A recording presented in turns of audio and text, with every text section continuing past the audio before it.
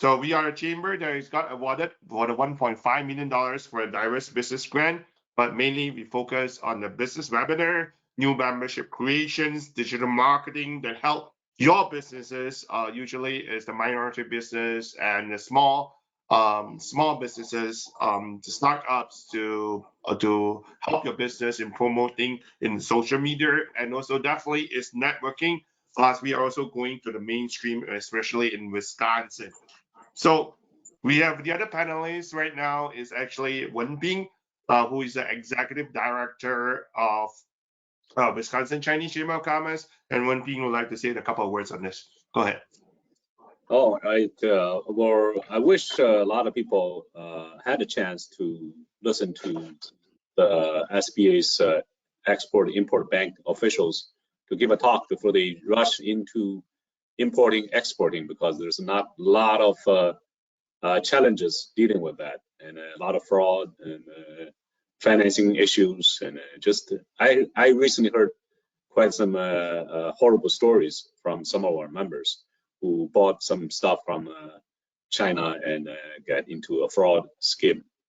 And we have now Carlos to introduce us more about from the federal high level. And also we have Chris, who is an exporter for lumber for a long time for Wisconsin, along with other things that he exports. And also Zming, who is our webinar manager. He's managing the whole presentation. He's also a big importer of Chinese machinery parts, millions and millions every year. So we got two seasoned importer, exporter, and then we have a federal Import-Export Bank official. I think it's a lucky combination, and I'm sure people will benefit from our chat today. Okay. And I'd like to say something is the Wisconsin Chinese Chamber of Commerce is very, very fortunate to have the regional trade finance manager, not minister, from the SBA International Trade in Minneapolis. He got 34 years of trade financing, international business expertise, or is an expert by himself, degree in finance and MBA, and work in New Orleans, Ohio, and New York for both big and regional banks. So SBA, he specialized on export working capital, export express, and international trade loan programs. And he covers a couple of states, that is Minnesota, North Dakota, South Dakota, and Iowa. And all these states looks like they are commodities exporters too. So let's give the time to Carlos Sosa. Go ahead. Thank you very much, Chris. So yeah, so before we start, I just want to let everyone know, I already unmute all the participants. So in the meantime, if you have any questions, just unmute yourself and start a question. So that will make things more convenient. Okay, one more question. Carlos. I would like to give thank you for Ziming, who is the IT manager, and he's also the A&V Waterjet. So A&V Waterjet is the largest waterjet machines company in China, and I believe is the 5th of 6 largest in the United States. So he is very well experienced. Anything who is involved in manufacturing or any members who are interested in waterjet, please go to him. So the time is all yours. Carlos Sosa, go ahead. Well, thank you very much, Chris, and Wenbin, thank you for having me. Thank you for being out there. I know this is freshest time. I'll try to give you a sweet but short presentation on the SBA Export Financing Programs. Feel free to please interject at any time during the presentation. If you see any hand wavers, Chris, stop me and we'll take that question. I'll also answer any questions that you may have relative to imports and any other aspects that I think or deem to be important. I'll open it up for that. Today, and Chris, I don't think I have control of it, so I'll just tell you, next slide, please. Today, we're going to be talking about the 3 SBA pre-export financing programs. And one of the things that I'd like to start off with is by telling you that Not only can direct exporters, and by direct exporters, I mean exporters of record, the ones who actually export, not only can direct exporters use all three of these programs, but indirect exporters can also use these programs. And by an indirect exporter, I'm talking about Carlos Sosa Inc. manufacturing widgets here in Minneapolis. I don't sell them directly to a foreign buyer. Instead, I sell them to another company down the road, and that company then sells them overseas. I, as Carlos Sosa Widget, even though I'm not exporting, I'm indirectly exporting. I'm selling down the company down the street. As long as that company down the street can certify that they're selling my products overseas, then I can take advantage of all three of these programs that I'm going to talk about. Next slide, please. The first program is the smallest that we offer at the SBA. What we do is we call it the Export Express program. This program only goes up to $500,000. However, the nice aspect about this program is that banks, in order to book these loans, have to have delegated Export Express authority from the SBA, which means that the banks use their own underwriting criteria, their own legal forms, and book these in-house without having to come to SBA for final approval. The incentive for the bank to book Export Express loans are a 90% guarantee for loans up to $350,000 and a 75% guarantee for loans between $350,000 and $500,000. That's the incentive for them to make these loans available to exporters. Next slide, please. What are the uses of Export Express? How can it be used? The proceeds of an Export Express loan can be used to finance almost any legitimate expense that an exporter incurs, either in selling goods to a new overseas market or selling goods to existing overseas markets. So, for example, I can go to the bank, and if the bank approves me, I can use my Export Express loan to finance the cost of traveling overseas in search of those large purchase orders. And by expenses, I mean the cost of the airline ticket, the hotel stays, the marketing materials, the translation of those marketing materials, and the gold key packages that U.S. Commercial Services offers. That can be paid under an Export Express loan. In addition, an Export Express loan can also be used by a company to purchase inventory now that it intends to sell maybe 3 or 6 months down the road, or it can be used to finance small working capital lines of credit, pre-export financing lines of credits to cover the cost of filling foreign purchase order. Or if I need to purchase, and I'm an exporter, I need to purchase new machines to make more widgets and expand my warehouse, the Export Express proceeds can be used to finance those capital expenditures. Now, banks typically book Export Express loans anywhere from 1 to 7 years as revolving line of credits, but if it involves real estate, the whole term can go up to 25 years. Next slide, please. What are the eligibility factors? What do the banks and what does the SBA look at in terms of an exporter being eligible to be granted an Export Express line of credit?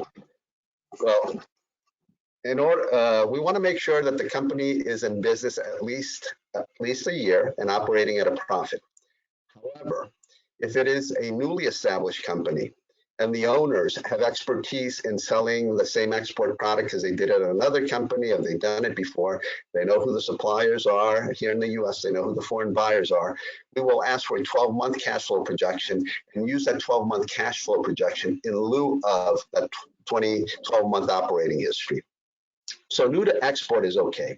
We do require the personal guarantees, unlimited guarantees of any owner who owns 20% or more of the company.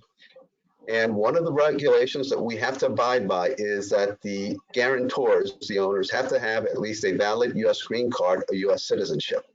And we do not allow the program to finance transactions to restricted countries. Now, what's a restricted country? Well, we use the Exim Bank, the Export-Import Bank's country limitation schedule. This is a list that Exim Bank has of all the countries that are not open for Exim Bank business on a short-term, medium-term, or long-term basis for the public and private sector. If you see an X anywhere on that country limitation schedule, we will not probably be able to finance exports to those countries. Now, an important aspect of the program, as I mentioned, is that the exporter has to provide a 12 month-by-month cash flow projection of the first year sales, export sales that the loan proceeds will support. Next slide, please. So yeah, I have a quick question. So when you say the personal guarantee is only 20% or more, so that means if I borrow the loan, so I only have 20% liability to the loan? No, two distinctions.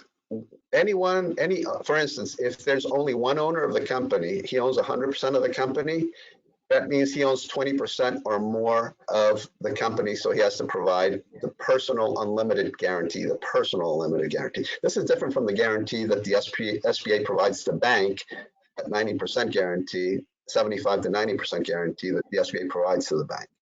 This is just relates to the percentage ownership that an owner must meet that threshold. If any owner Okay. owns 20% or more of the company, then that owner has to provide their personal guarantee. It's separate from Right. the 90 to 75% guarantee that the SBA gives to the bank. So one of the partial owners, right, which over 20% or more ownership for the company, That's that person exactly can do the guarantee. exactly. You're Thank you. What basically happened if you're the company? Sorry, go ahead.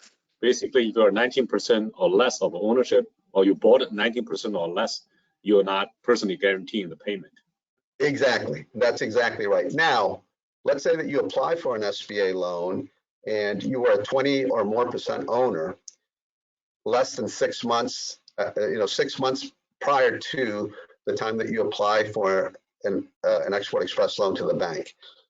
The SBA will still consider you a 20% owner. If it's more than 6 months, that change happened prior 6 months or more prior to you going to the bank and requesting it, then you're okay with 19%. So we have a 6-month view back period. So keep that in mind. What happened if the owners, all of them, like have 15% and below 20%? Then you do not need a personal guarantee. Well, that's an interesting question, Chris. There has to be at least one guarantor. So someone has to come up and say, in that case, when no one owns 28% or more, someone has to step up and say, I'm going to guarantee the entire loan. Okay, gotcha. We have to have at least one. Or And which means, internally, you may have to have some agreement with other partners, right? Well, yeah, and remember, when you have ownership, you have to indicate this on your tax return. Well, not tax, but you have to, when you're organizing the company, you have to indicate it. So yes, we definitely want to make sure that that is taken care of. The ownership interests are already in place 6 months prior to you applying for any of these 3 guarantee programs. Okay. Is this going to be called a line of credit, or is it the SBA is going to just dump $500,000 into the bank and to use it, or just a line of credit? When you use it, you pay for it, and what would be the interest rate like this kind of what you said about an SBA Export Express? Yes, this is similar to the Express program. So it is, all of the Express program rules apply to the Export Express. However, it is earmarked, or it is designed just to finance exports. So for your question, we do limit those guarantee fees as per the Express program. And I think I have a slide with the guarantees at the back, but typically we limit the fees that a bank can make. And I'm trying to recall, but it can't be more than 9. Yeah. I can send you that. I think it's on one of the slides. I just can't remember right, but they're limited. Overall, you're looking at probably an interest rate of maybe right now 6%, maybe about 8, 9% per annum. Anywhere from 7 to 9% per annum, I would say right now. And Chris, it can be, an Export Express loan can be structured as a revolving line of credit, so that if you get a purchase order from an overseas buyer, you can take it to the bank, and then the bank can advance up to your cost minus any down payment, minus your net profit margin in filling that foreign purchase order. It can be structured as a term loan, for instance, if you need to buy capital equipment to produce more goods that you're going to sell overseas. So it can be structured as a term loan for the useful life of the equipment. And if it does involve the purchase of land that you'll have to tear the back off, the back of the warehouse to house the new equipment, and you have to do leasehold improvements. And it includes land. If land is a greater portion of the machinery, it can have a term of up to 25 years. And it can also be used to finance the purchase of another business as long as it's below $500,000, as long as one of the two businesses exports. Here are the fees that I was talking about. So these are the guarantee. These aren't the fees that the bank charges you. These are the fees that we charge the bank, and the bank in turn goes on ahead and passes on to you. So for loans under 150,000, we charge the bank up to a 2% guarantee fee on the guaranteed portion of the loan. For loans of up to 500,000, which is the max of the Export Express, we charge a 3% guarantee fee on the guaranteed portion, or 75% of the loan. The bank then passes these fees on to you. However, the bank will also charge you an interest rate for those times that you advance under the line of credit. And that interest rate, like I said, right now, anywhere from, I would say, 6.5% to 9%. But that's only when you have outstandings under the line of credit. If it's a term loan, then the whole term loan would be subject to these guarantee fees plus the interest rate. The nice thing for Export Express for this year, up until September, so the end of September of this year, is that for loans under $500,000, there are no guarantee fees that we charge. So these fees do not apply, and no servicing fees. So what you will pay to the bank is only the interest rate that they charge you when you advance under the line of credit. Next slide, please. So the fee for the guarantee fee for SBA only for your overhead? Yeah, the guarantee fees that you see here on this slide are the ones that the SBA charges the bank. Yes, for the I understand. loan. So Yeah. how would you consume the money? I'm sorry? How SBA consume the money? The 2% or 3%? Is that your overhead management fee or? Oh yeah, Other- these are the fees that we charge the bank are the fees that help pay for the salaries for us to be able to Okay. administer these programs and make them available to banks. So in essence, these are the fees that we charge the banks to support the SBA funding. Yeah. Also, it covers some of the risks they take too. Some of the loans are going sour. They only collect back some of the loans. That may not be their responsibility. You have personal guarantee. Right, and this is how Sometimes you don't get it back. Personal guarantee is from somebody who may not have money. Right, so that's exactly right. Both of you are correct. So let's say that Carlos Sosa takes out a loan, an Export Express loan from one of my local banks here. And the situation gets tough, more tariffs are implemented. It throws me out of business. My loan is for $500,000 to the bank. The bank will then say, Carlos, you've defaulted on the line of the loan, the Export Express loan. Can you pay it? I'll say, no, I can't. I don't have anything to pay it with. So the bank will say, okay, the loan is now in default. Then they will come back to the SBA and say, hey, SBA, remember that 75% guarantee on Carlos's loan? We want you to buy back that guarantee. So the SBA will buy back 75% of the outstanding balance of that loan. And then the SBA will come after Carlos and say, okay, Carlos, since you were the guarantor on this loan, we need you to make us whole for this. Okay.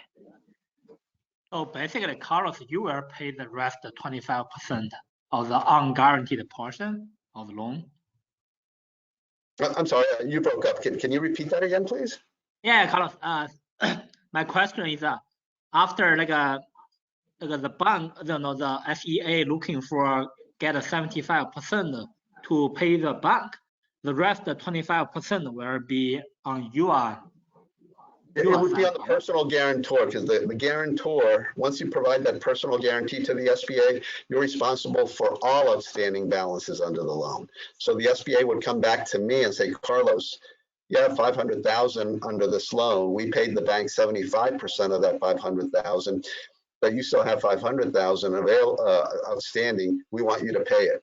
So the SBA will ask me to pay that loan personally, since that's my personal guarantee. So the SE still want 500,000 from you. Exactly. The SBA, the federal government will want 500,000 from me. But if you don't have the money to pay, what will happen? You know, I don't. Declare bankruptcy. That's probably it. I don't get to see that aspect of it, but what when Ben said is you probably have to declare bankruptcy. You can't pay it, and through bankruptcy court, there's nothing that they can collect. So after 7 years, you'll still be. This doesn't erase you from this obligation. The SBA will still want you to pay it, even if you file bankruptcy. So what will happen is it'll make you, if you don't pay that back, even after you file bankruptcy, and you apply for any type of government loan in the future, whether it's through the SBA or Exim Bank or the U.S. Department of Agriculture, none of those agencies will be able to give you that loan because you still owe money to the government. Carlos, I have a question, and I see the interest rate, what the bank has been charging for international trade. And in actual fact, especially when you are exporters, like what do the United States usually export to the rest of the world? If this is going to be commodity, you're talking about 6 to 8% in terms of profit margin. So with the minus of the express loan and miscellaneous expenses, for the exporter is almost doing for free to get the export express because they are taking such a risk and the percentage is such a low percentage. However, if you're talking about medical equipment like GE medical equipment, you have a margin of like 50% to 100%, where Bingo. these loans will be make sense. But for commodity exporters, whether you're talking about beef, corn, lumber, etc., or maybe perhaps I'm not sure, I'm not in the ginseng industry, maybe the margin is not there. If the margin is not there, this percentage actually doesn't make sense. But if this is import loans, this definitely will work. That's from the experience, what you just told me. Chris, that's very much. I can explain a little bit. Number one is annualized, but you hope you can return your investment in shorter time. Maybe it's like a paying in, getting out, all in 2 months or 3 months. Well, you analyze for 7%. The other thing that you usually don't use a loan to finance the entire transaction. But the other side pays 30% upfront or some kind of other engagement, rather than the whole thing is hold for 1 year. Then there's no way to make money. But anyway, Carlos. Yeah, you know, this is what I tell exporters, especially given Chris's example. If you're in the commodities industry, this may or may not be the right solution for your pre-export financing programs. It may be the right solution if you're doing large volumes. And I have currently commodity exporters that use the following program that I'm going to talk about after Export Express. And they had the experience. They knew who the sellers were, suppliers were here, who the foreign buyers were. And they started off small. And some of them have, believe it or not, over $100 million in sales. And they use the export working capital line to finance some of that working capital that they need in order to fill those purchase orders. The way they do it is through volume, because in the commodities area, the margins are so small. What I tell exporters is that this may not be the right solution for you if you don't have large volumes. The other thing I tell exporters, whether they're in the commodities industry or another industry, is talk to your bank about how much your bank would charge for an Export Express or an export working capital or an ITL loan, which are the other two programs that I'm about to describe. Sit down with them and say, okay, what is it going to cost me to have a line of credit that supports my export sales? And try to price that financing cost into the price that you quote your foreign buyer before you quote the price. A lot of exporters don't think about that. They just think of negotiating the price and forget about the financing they'll need in order to fill that foreign purchase order. Sit down with your bank and say, what are the all-in costs going to be? And try to factor as much of these financing costs into the quote that you give your foreign buyer. It works better in the manufacturing industry where you have capital equipment that's being purchased or medical equipment. And as you go down the industry and the margins get smaller, then you have to make it up on volume. Yeah, this is a pre-export financing mostly, right? All of these are pre-export. Making the deal happen. The deal happens itself will be financed by the deal itself, rather than entirely by the pre-export loan or export loan per se. Right, but if you can build into the price that you're quoting a foreign buyer, some of these financing costs for the bank that the bank is going to charge you, you get the buyer to pay for them. And the reason why sometimes foreign buyers are willing to pay more for goods that, especially machinery, capital equipment that's manufactured in the US, is because of the perceived value of it. It's more reliable, it's higher quality, and as a result, they'll pay a premium to acquire that equipment that's still made here. And granted, some of that equipment may have foreign parts, but still, if the majority of it is still here and that perceived quality is there, the foreign buyers, especially let's say in Latin America, Asia, wherever it may be, they'll say, oh, I want this machinery rather than this machinery from Italy or Germany or France, wherever it may be. So how does an exporter, getting back to the presentation, apply for an Export Express loan? Through your local community or commercial bank. Ask the bank, do you do SBA export financing under their programs? And if the bank doesn't, tell them to call, my equivalent in Wisconsin or Chicago, and then the export finance manager can sit with that bank, and we've done this numerous times, explain the programs, get the banks comfortable to the point where they say, okay, we'll consider an Export Express loan for you. Next slide, please, Chris. So yeah, sorry, just want to follow up. Yeah, this is me. I'm driving the slide anyway. But okay. So another question is this. So I think it may be simple for you. So if I go through SBA loan program, I have to pay 2 or 3% in addition, right, for your fee. Why don't I just go through the bank? Well, and what is benefits I'm getting from SBA? And that will be covered in the next slide and the next in right. the next program that I talk about, and I will cover that. But let me start. Well, let me go ahead and give you an example. I'll cover this soon. So what happens if I use an Export Express loan? I go to the bank and I said, banker, I need to travel to Asia. I need 2 trips there and I need 3 trips in Latin America. It's going to cost me $50,000. Can you finance the costs of, me being able to take these trips because I want to search for large purchase orders? And the banker says, okay, we'll do that. 6 months pass by and all of a sudden I get a large purchase order for $1 million for my widgets. I go back to the bank and I say, hey, bank, how can I access the necessary working capital that I need in order to fill this purchase order? Because the purchase order is for $1 million. It's going to cost me $900,000 to fill it. Well, the bank is going to say, we can't do this conventionally, but we can do it, and that'll answer your question a little bit. We can do it under the SBA flagship program, the Export Working Capital Program. We call it the EWCP.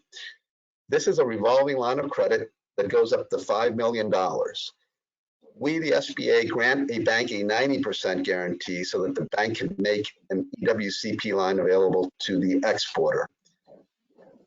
This is the type of line that provides 100% cost financing to fill those foreign purchase orders. So once the line is set up, you take the purchase order to your bank, and the bank can finance 100% of the costs of you filling that purchase order. How does the bank arrive to that 100% cost? Well, if the purchase order is for $1 million, and it's going to cost me $900,000 to fill it, and that's including my net profit margin, minus my net profit margin, and minus any down payment. No down payment in this case. It's going to cost me just $800,000 to fill it. The bank can then take that purchase order and advance $800,000 to me, put it in my checking account, my company, so that I can go out and buy the steel and all the components that I need to in order to make widgets. Now, generally, banks book EWCP lines of credit as 12-month revolving lines of credit. However, the bank can book it up to a term of 36 months with annual reviews. This program has the lowest default rate of any 7A loan program that the SBA has. And the reason for that is that there are about 21 regional managers like myself that sit down with the exporter, sit down with the bank, We explain how the program works. We explain how the cost works. Make sure that that the program is a solution for the exporter as well as the bank. And then the bank books the EWCP line of credit. Because of that, we have a default rate that's under 1%. For the regular SBA loans, that default rate is anywhere from 3 to maybe up to 5% sometimes. Next slide, please. Okay, thank you for the explanation. Oh, This is you're the very next welcome. slide. Next slide you're looking for? Yeah. Yes, please. And I'll get to your question a little bit in a little bit. The one that answers about the collateral. Yes, Yeah. next slide. I don't think you have talked about this slide yet. Oh yeah, I covered this one already. Okay. So what are the eligibility requirements of the EWCP? They're the same as the Export Express. We want to make sure that the company meets the size standard. And for determining size standard, the SBA looks at the industry code or the NICS code. Typically for manufacturers, it's 500 or less employees. So pretty much that covers a good portion. I'd say 80, 90% of all companies out there, small companies. We want to make sure that the exporter who applies for the EWCP has been in business at least a year and operating at a profit. We do make the exception, as I said, under the Export Express program, if the owners have expertise of who the foreign buyers are, the domestic suppliers are, and can provide a 12-month by month cash flow projection, then we will use that to approve the loan in lieu of that 12-month operating history. So new to exports or new to export companies are okay. We also want the personal guarantee of any owner who owns 20% more of the company, the borrower. And in addition, we want to make sure that those owners have at least a green card or US citizenship. In addition, we make sure that we look at that there's no criminal history on the part of the company or the owners, and the proceeds of an Export Express loan cannot be used to finance shipments to restricted countries. Those countries are on that Ex-Im Bank country limitation schedule. Usually I sit down with the exporter and the bank, show them how they can access the website so that they know that they're not supposed to sell goods financed by the EWCP to those countries. Next slide, please. So need at least 500 employees to qualify for this program. Oh, no. No? The other way around. If you Less are than over 500. 500, you're no longer qualified because you're too big to be considered as SBA. S means small. All right. Yeah, that's what I'm thinking. But here, when I read it, right, it says meet the SBA size standard. Yeah, No, typically, Anyway. yeah, if you have 500 employees, I should have put there typically less than 500 employees. Right. So, That's right. Thank you for letting me know that. I have it in my head, but no, thank you. That's a good catch. Thank you very much. All right. Next slide, please. So an EWCP line can be booked in one of two ways by a bank. It can be booked as either a transaction-based line, or think of it as a foreign purchase order-based line of credit, which works better for companies that are manufacturing goods, so manufacturers, or it can be used as an asset-based line of credit that works better for companies that are wholesalers, those companies that have a large pool of readily available export accounts receivable or export inventory. I'd say that in my markets, probably 95% of the EWCPs that I book are transaction-based or foreign purchase order-based line of credits. Now, the SBA made the EWCP a borrower-friendly program, so we have no requirement for US content. So you can use an EWCP to buy a hammer from South Korea, bring it into the US. As long as you export it from the US to, let's say, Italy, you can use the EWCP to buy it from the South Korean and then export it to Italy. We have no field exam requirements for asset-based line of credits. Typically, banks require asset-based lines of credits. We don't require them because those exams may be up to $5,000 each, and they usually have 2 a year. If it doesn't make sense for the company and the bank realizes it doesn't make sense for the company, we won't require them. We have no minimum financial ratio test that the borrower has to be able to meet under the EWCP. And we have no requirement for audited financial statements up to 5 million. So up to 5 million, the statements can be in-house, they can be compiled, they can be audited. As long as the bank feels comfortable with The financial statements, we don't need those to be audited or reviewed. And one more thing, under the EWCP, we do allow the sale of military goods to foreign militaries, as long as the exporter has proper State Department clearance, i.e. an export license. Next slide, please. Quick question, Carlos. When they get a purchase order from a foreign company, and they're going to use that to get the loan and to get the project started, how do you do the due diligence to the credibility of the foreign purchase order? Well, that's a good question, because remember, this is pre-export financing. So this is where I get involved. And if it's a company that is dealing, depending on the payment terms that the company uses, we will say these are good enough. If the company only does business on an export letter of credit basis, that is great. We'll just have them assign the proceeds of the export letter of credit to the bank. If the company's doing it on a documentary collection basis, that's still fine. You still have something there that allows the company a little bit of control in that shipment. If the company is doing business on an open account basis, then we will ask that exporter to either furnish an International Credit Bureau report if the company is new to them, so that we can make the determination along with the bank if they can sell on open account to them. If the company has been selling on open account to foreign buyers for a long time, and the exporter can produce an excellent ledger history that goes back with each of those buyers, then we will allow the company to continue to sell to those foreign buyers on open account. But if it's a new buyer, then we would want some type of information on them to assess, are they qualified, or are they a good business? So how can, yes. The question is, the previous light loan is basically allowing U.S. buyers as traders that from one country shipping to the next country without going to the U.S., but it's just only using the U.S. company as a trading partner to fulfill the deal. That's what you're trying to say. Is that correct? No, I'm trying to say that what you're describing is a drop shipment, correct? Correct. I have a presence in the U.S. I buy the industrial hammer directly from South Korea and ship it to Italy. We won't allow that. However, we will allow the exporter to purchase that industrial hammer from the South Korean company, as long as it comes to the U.S. and is re-exported from the U.S. So it needs to hit the U.S. port or custom first and re-clarify. Are you talking about going through a free trade zone without being taxed and re-exported? Just the custom documents that it needs to receive in the U.S. before re-exporting it out. Is that what you're trying to say? Right, but not a free trade zone. So you'd have to bring the hammer in here physically.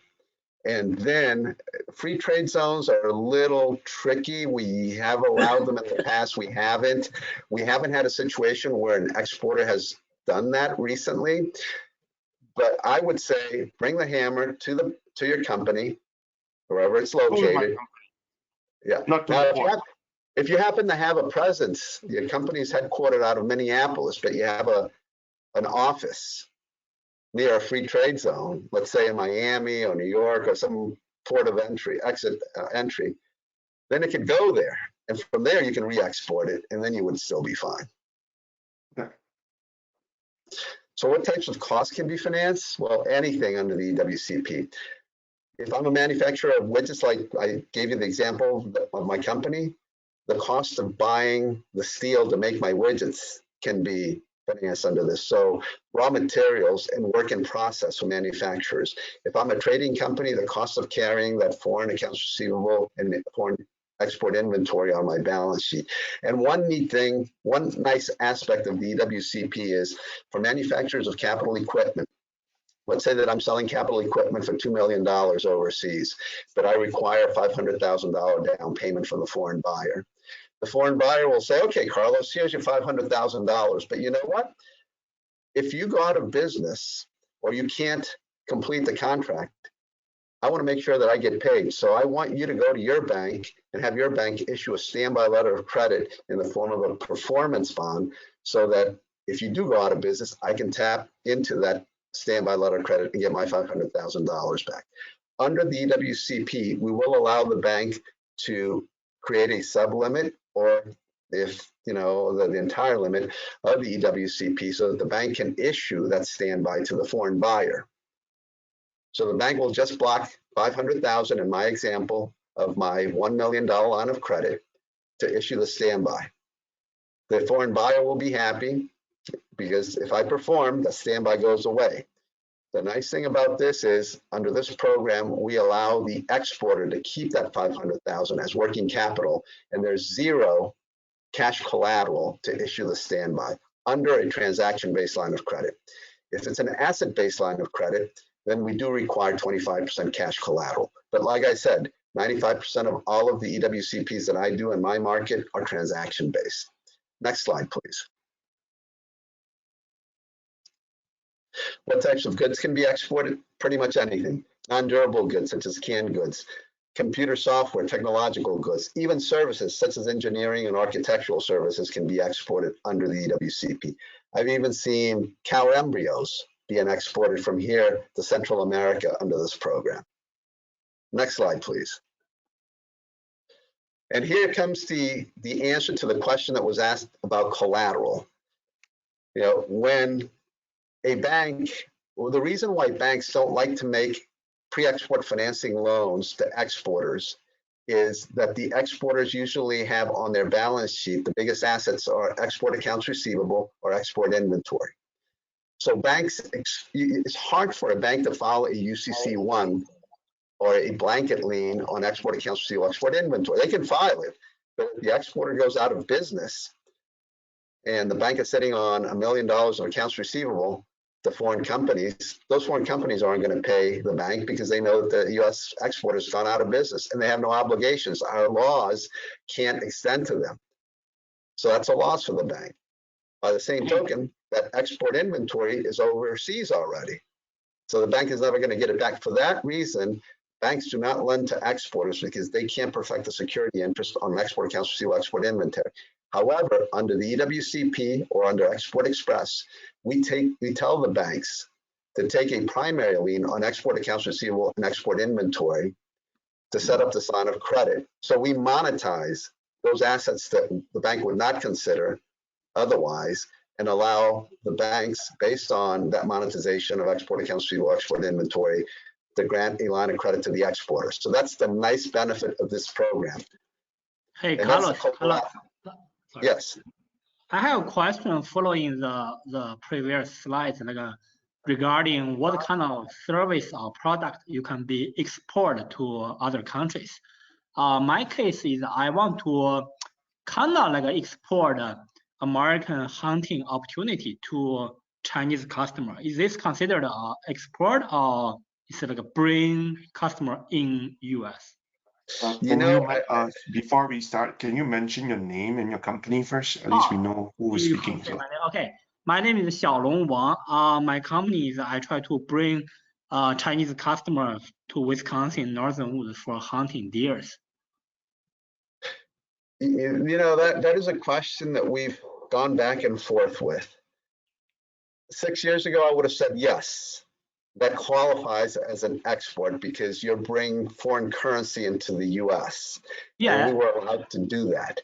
Today, I am not quite sure if they would view that as an export. However, I would like to say that if that's indeed the case, you can send me an email and I'll shoot it up the flagpole to see if we still consider that an export. Okay, sounds great. Carlos, if you hunt the deer has to be exported back somewhere else, right? They can hunt the deer and then put the deer as, and they're going to eat the deer, and then the head will be. They would like to bring some souvenirs back, right? Well, and here that is correct, Chris. But even if they don't bring the deer back, the experience is the hunting itself. Yeah, and I was thinking that's the product that's being sold. Yes. So I can't give you a definitive answer because the way that we view policy depends on how external factors, a bunch of different things.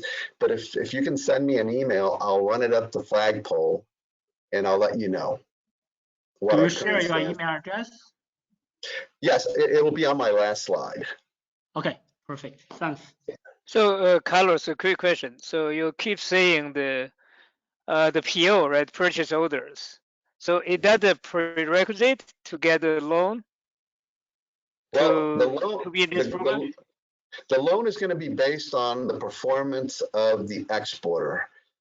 How long they've been operating, if they've been operating under a profit. Once the loan or the line of credit is set up, then you can bring a foreign purchase order and under the line of credit, present that purchase order to the bank so that the bank can advance up to your cost in filling that purchase order.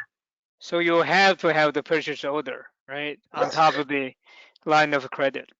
Exactly. Now, a lot of companies are, don't think about these types of lines of credits until they get the purchase order. And I always tell exporters, think about it in reverse. Figure out what the financing that is available to you under these programs, what those financing options are, because that way you'll know what your costs are and you can build your costs into the price that you quote your foreign buyer. And more importantly, once you get the purchase order, you'll have a facility in place that you will then be able to fill that foreign purchase order under. But let's say I do have purchase order, but it's only $1,000 for that order. So how would that work for me to be in this program? Well, then you would, rather than the EWCP, you would do it under the Export Express program, because so what is a minimum amount of the total purchase order that I need to have? Well, in your example, how much of your business is international in terms of sales? I'm not sure. I'm just asking. Okay. This would probably make sense, not for, if you're receiving a purchase order for $1,000 each month, but if you're receiving a higher volume. Let's say you're receiving $25,000 in purchase orders a month, then it makes more sense to look at one of these Export Express or EWCP programs. Gotcha. Just try to clarify. Yeah, onesie twosie deals, it's not worth the cost that you will incur with the bank in setting up one of these lines of credit. Makes sense. Okay, thank you. The federal government is good at anything. They're good at making paperwork complicated. So unfortunately, yeah, that is true. Not the worst of the paperwork. It's in terms of export, just like even lumber and logs, you need to have at least 3 containers to 5 containers to start.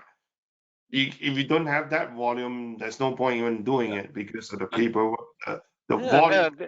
I don't think a container is. How would you measure that? If you just one container of the paper versus one container of the gold, right? Does it make sense? One just say the container container. of gold, I'll air freight it instead of ship freight it. If you have a profit margin, for example, if you say gold, like for example, you can import gold nuggets from Australia coming to the US.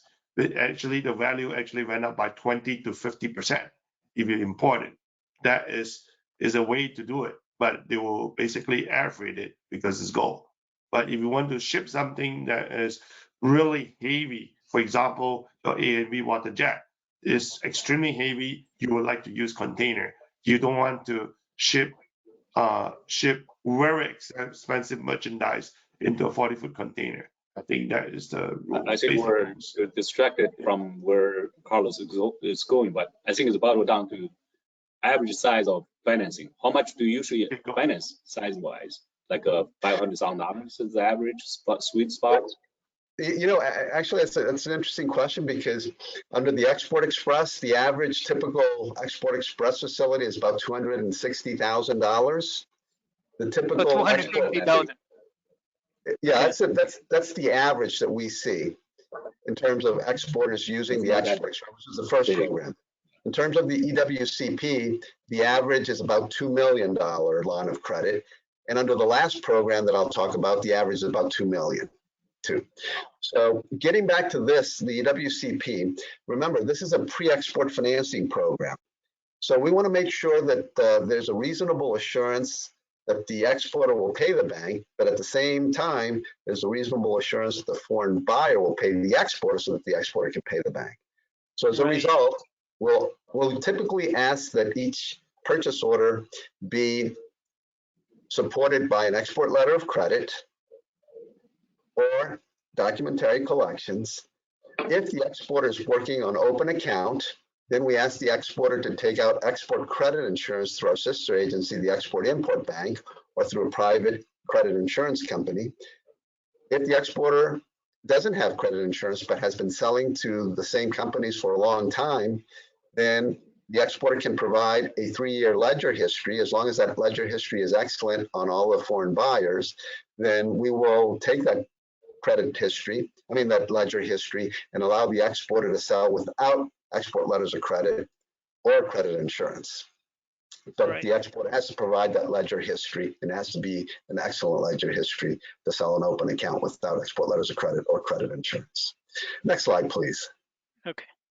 So just make sure, so in addition to the purchase orders, you guys are going to go to their financial history, right, to see whether the financial, evaluate their financial situation, right, to see if you qualify for this thing or not. It's not, PO is just one of the things you need to have. Exactly. Okay. So what are the fees that we charge the lender, and then the lender passes on to the exporter under the Export Working Capital Program? Typically for facilities that are booked for 12 months, it's 1/4%. If the bank books a facility up to 24 months, it's a little over 1/2%.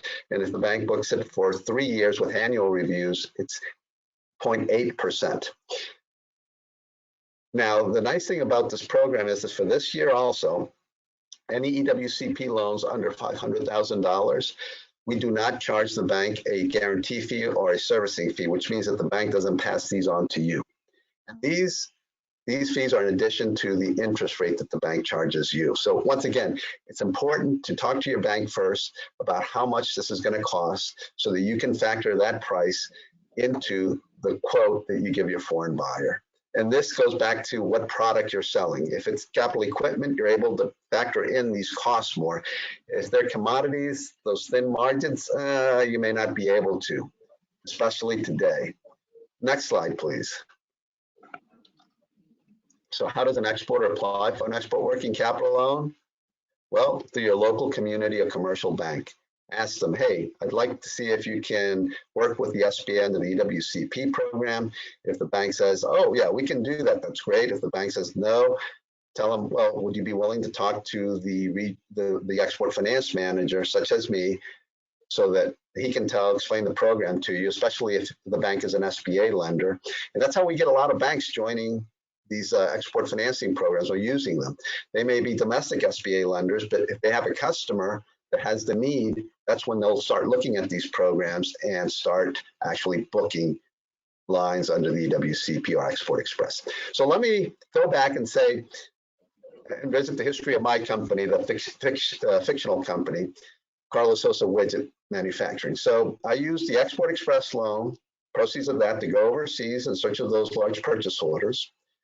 6 months passed by, got a purchase order for $1 million, got the bank to book an EWCP loan, a line of credit for me so that I can go ahead and be able to fill those foreign purchase orders. Another year goes by.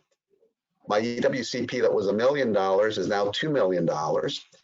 But I go to the bank and I say to the bank, you know, my widgets are just taking off overseas. I just can't keep them in stock. My demand has gone through the roof. I'm going to need 3 widget manufacturing machines at $100,000 a piece in order to keep up with that demand. And I need to tear the back wall of my warehouse to put those machines in there, expand the warehouse. That's going to cost me $700,000. So I need $1 million in capital expenditures to finance in order to be able to keep up with my export sales. So the banker is going to say, well, you know, Carlos, We can't do it. We could do it under under Export Express if it were under 500,000, but you already have 100,000 on that under that program. We can't do it under the export working capital because that's a short-term working capital line of credit. But we can do it under the third SBA offering. Next slide, please. Which is the you can go to the next slide, please. Next slide, please. Can you go to the next slide, please? Yes, so we can't do it under the Export Express EWCP because that's a short-term revolving line of credit, but we can give you $100 million in capital expenditure financing under the third SBA program, the International Trade Loan Program.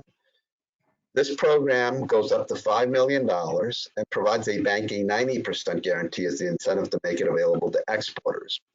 It can finance on a term basis the purchase of capital equipment that will help the exporter increase sales, export sales. It can finance the purchase of real estate that will allow him to increase sales. It can finance the purchase of another company that will allow the exporter to increase sales overseas. It can also be used to finance permanent working capital. Let's say that you have a working capital line of credit, but it's not working that way. The bank thinks, oh, we need to make this a term working capital loan with a term of 7 to 8 years. It can do that. It can even refinance debt that's at a higher rate as long as the service coverage has at least a 10% improvement, or there's a 10% improvement in cash flow as a result of this loan. So this would be the loan to finance those capital expenditures. Next slide, please.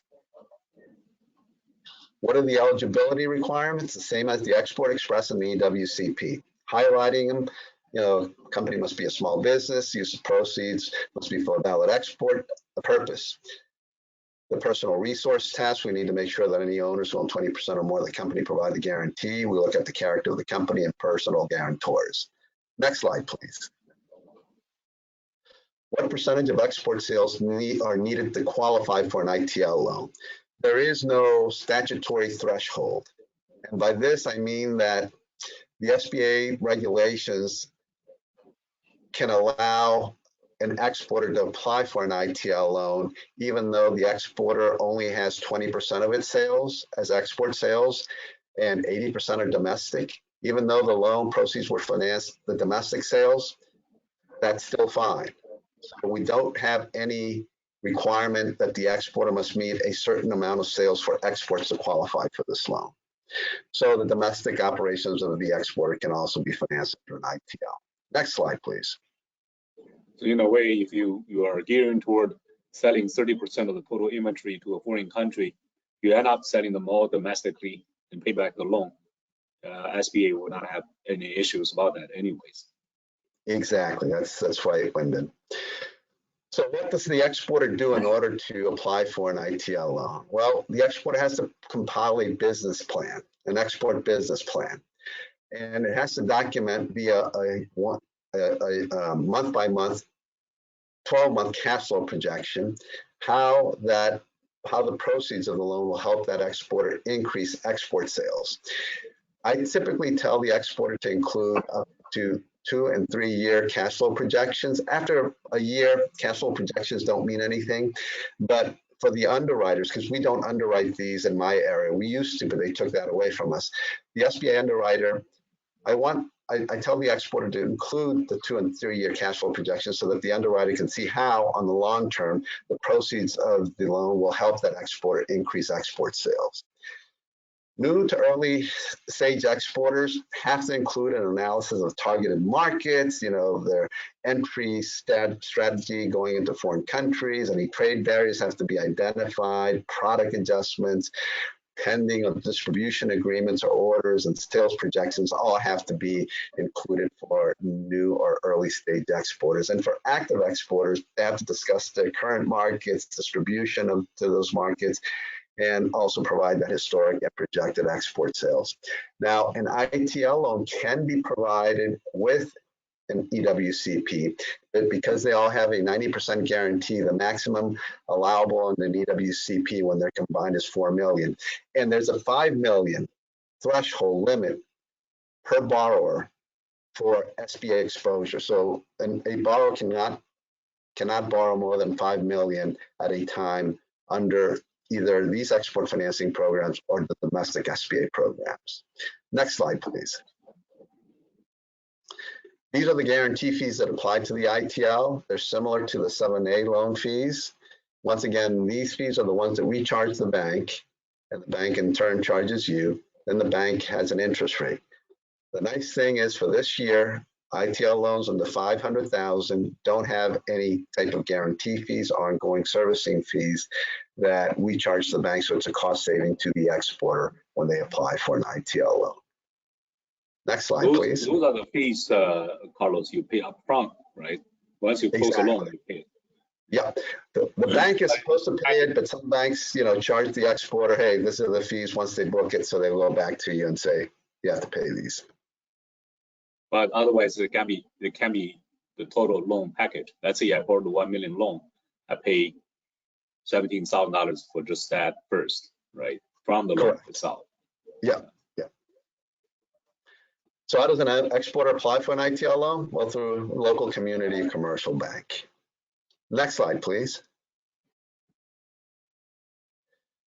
I thought that it would be nice to give you a sampling of the types of companies that have used one or all three of these programs, and they pretty much run the spectrum anywhere from heavy truck contractors to wood and toy manufacturers. So almost any type of industry can apply for one or all three of these programs.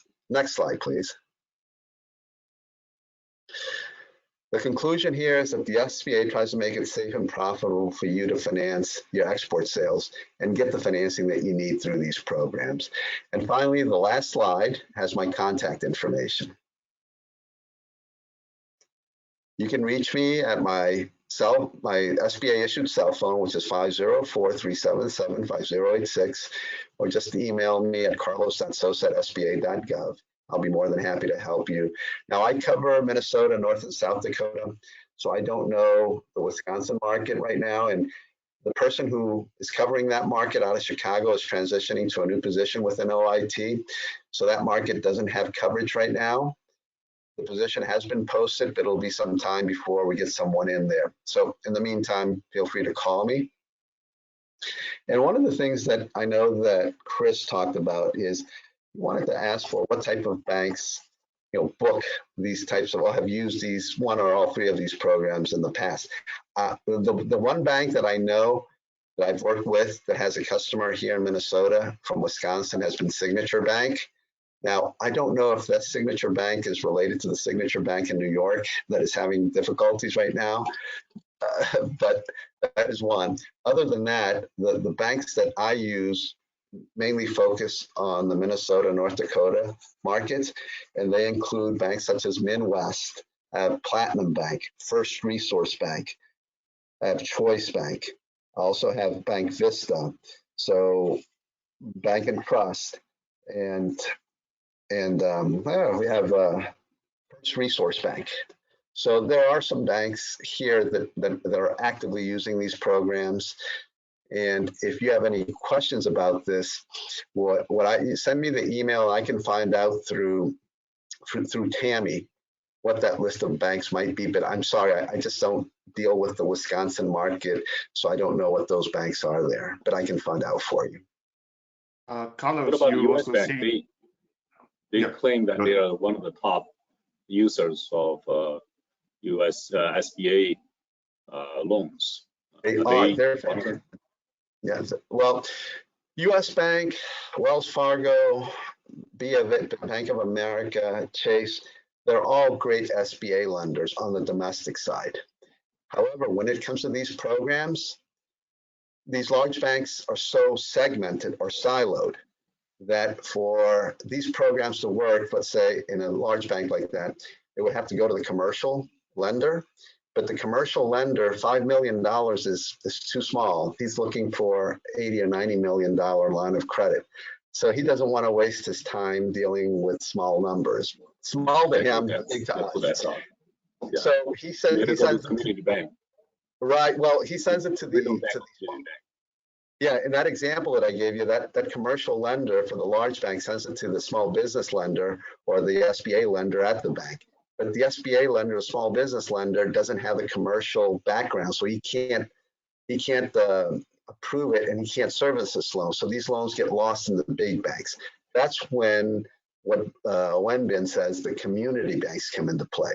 In my market, 95% of the banks that use it, and I'll repeat this for the third time, are community banks rather than the big banks. But the big banks do a lot of SBA lending. Now, this brings up another issue. For those of you that are importers, how can the SBA help?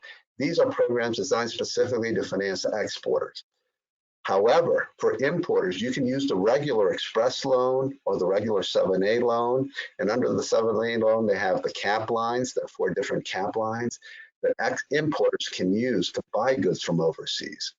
And the issue of collateral is not that big of an issue because once the goods come here, that's the collateral that the bank uses to collateralize the line of credit. So the domestic SBA loans are the ones that you would use for importing. Okay. Like to thank you, Carlos Sosa, to spend the wonderful time over here. And we would like to make a couple announcements too.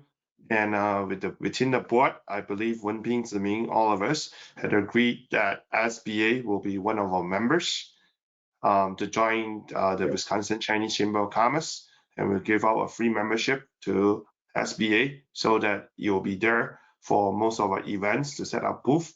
And the second thing is we also like to encourage anyone who is in the crowd, in the audience, who has not joined the WCCC membership, please do join us because this is a wonderful place to be at. There will be a lot of networking, helping out your business to grow. And the third thing is that we will also asking US Bank actually to talk about 7A loans, CDFI loans, and so micro loans that will help the businesses in our future. So the next sessions, we will be asking US Bank to present themselves. Ming Tao has a question. Ming Tao, can you unmute yourself and ask, go ahead, ask question?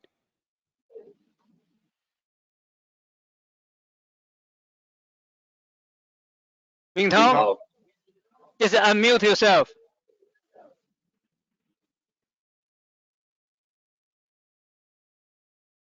If you can speak, you can chat. Oh, hold on. Let me unmute. Unmute. Just maybe unmute all. Yeah. Ming Tao is an exporter. Yes, Ming Tao. Can you do? Jensen. Still unmute, Ming Tao. Why don't you unmute everybody so that whoever can talk now? Yeah, anyone can talk all the time. We have full audio. Yes. Yes, everyone has the full control. Anyway, maybe you can talk offline. We can follow up with any questions. Or we have Carlos' phone number and email, so we can talk one-on-one. Yeah.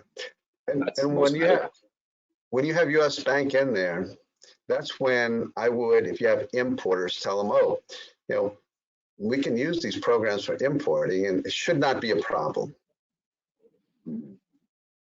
Okay. Or the one thing that we didn't touch is that I have recently a member who lost over $100,000 by international wiring process, which is that the second shipment, he's supposed to pay the money, he paid it, but the money was received by a wrong person as a fraud. How do you prevent that from happening to a regular importer? That is wire the money to the wrong place.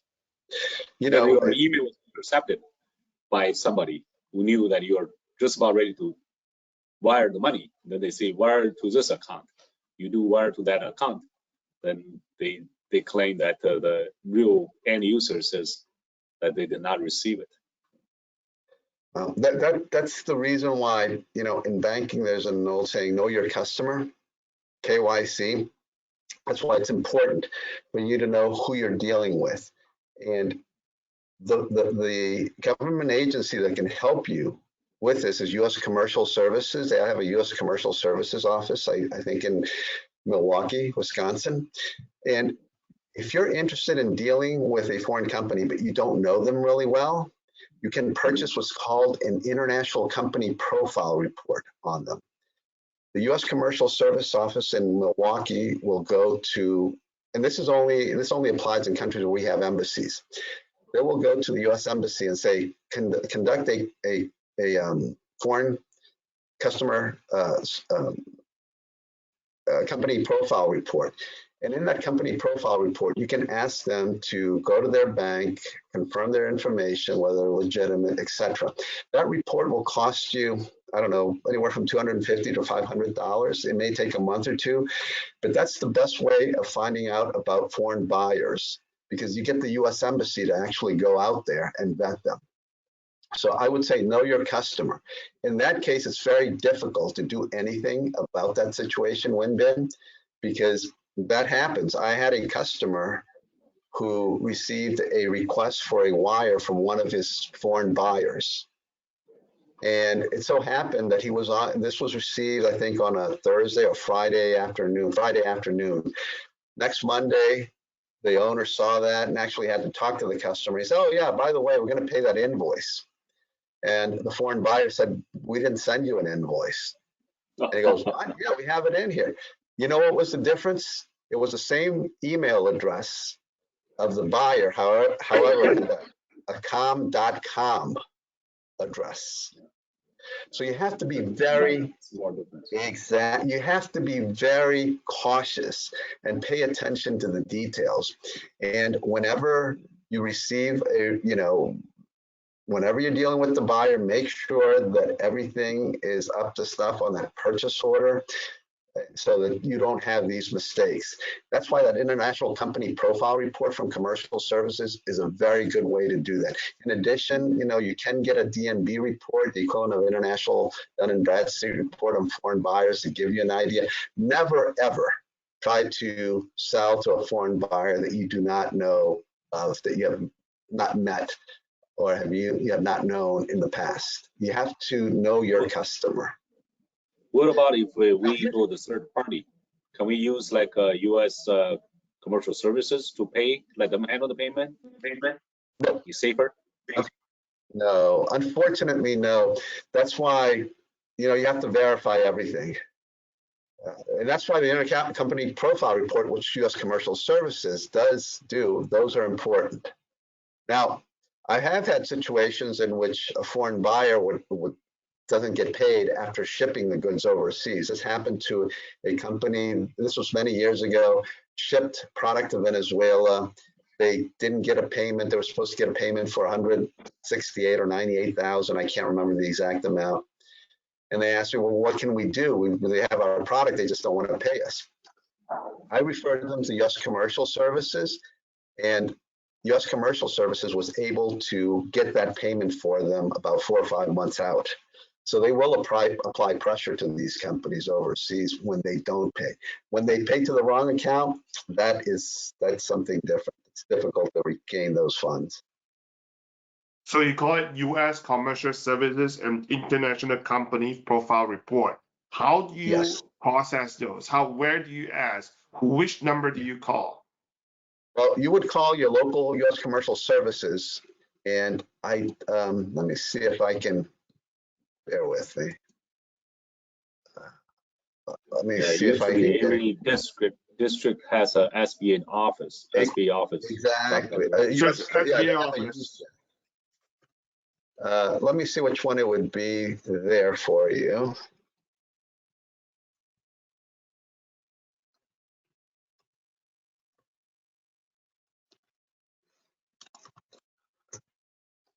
Those are important information, so that whenever you do any business, you might want to spend $500 to get a report first. Then you know who you're dealing with. Yeah. Let's see here. Trade administration.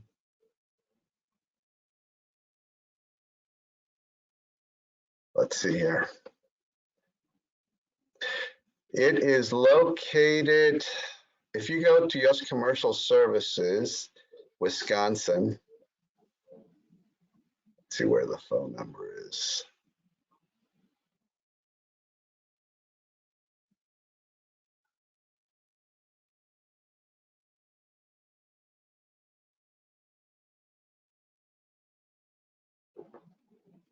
Bear with me, I'm trying to get this for you. Okay, here we go. So it is located at 10437. Oh, let me make sure.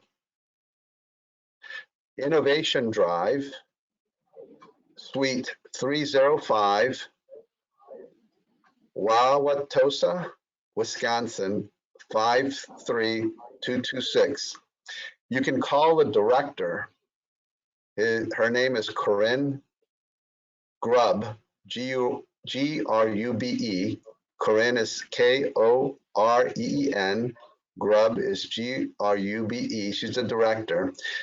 Her phone number is 414-217-8333. And her email is Corinne, Koren .grube, Grube at trade.gov. Yeah, I think we have those information. We do have some meetings with them before. So yeah, I think there's it is still in the plan to have them come here to get to have a webinar for us to Good. introduce themselves. Yeah. You will find that they have that. Remember the gold key package that I said that you can finance under Export Express for about $700? They will find up to 5 qualified distributors in countries where we have embassies. And Right. those distributors are vetted by the U.S. Embassy. They can arrange one-on-one meetings, and these are companies that are genuinely interested in your product. The other thing I'd like to mention is that Chris and I talked a little bit earlier this morning, and we talked about grants. The Small Business Administration doesn't really make grants available to companies.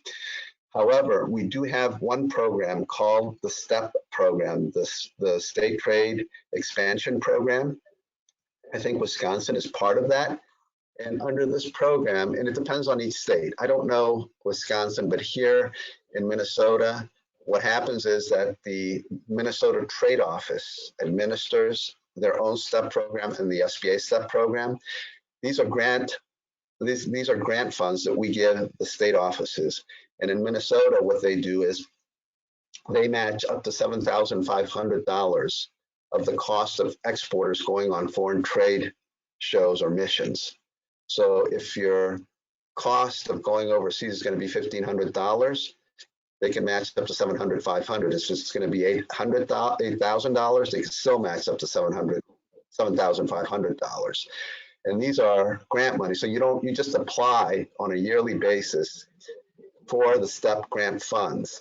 In Wisconsin, like I said, they do have a STEP grant from the SBA. And let's see here. That's for export only. Export only. So let's see. I will send Chris the directory, which I have. And in there, Chris will be able to look at who administers the STEP grant funds for the SBA in the Wisconsin Trade Office. And he will be able to provide this information for you. And this STEP grant is that you have to provide the receipt in order to get the grant, or does it send you $7,500? First of all, you have to apply for it, and you have to apply for it at the beginning of the year. So you probably, I would say, we come out with it in December, so around now. Then the state office will get all the applications and they'll look at each one individually, and then they will pick those that are eligible under the program, as long as they don't run out of funds. Once you are eligible under the program in Minnesota, they'll say, well, we'll pay up to $7,500 if you're going overseas. You go overseas, you come back, you bring the receipts, and then you get reimbursed up to $7,500. Bring the receipts. Yeah. Could, for example, could the chamber goes to overseas and promote our members for export, and that will be part of the export grant? I don't know. That's a good question. For example, we go to Miami. For example, we go to Miami, export to Latin America. Would that be part of export grant? Or that has still within the United States? That has been eligible in the past in Minnesota, but I don't know if Wisconsin has the same requirements. Gotcha. So when I send you that, Chris, if you can call them up and ask them, because that we have covered those costs of going to trade shows within the US in which foreign buyers will be there, because that's a matchmaking. But I don't know if each state does it a little bit differently. Okay, we'll look into that for our chamber, because Yes. we might have an event in September. But call, when I send you that list, you'll be able to access and see who it is and call them up and ask them that question. And ask them, the key question is, when do we have to have our application in and what's the process for getting reimbursed?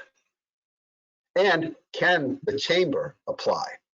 Because you're not an exporter, but you are involved in exporting. So I don't know if the chamber can apply.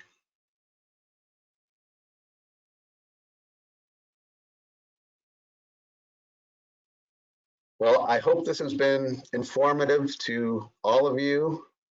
I've enjoyed my time here, had really good questions asked, and thank you for having me here. I'll call Thank you, you for everybody. the Mayan culture discussion later. Okay, sounds good. See you guys. All right. Thank you. Have a Thank good you. weekend, everyone. Thank You're you. welcome. Thank you, everyone. Bye-bye. Appreciate it. Bye. You're welcome.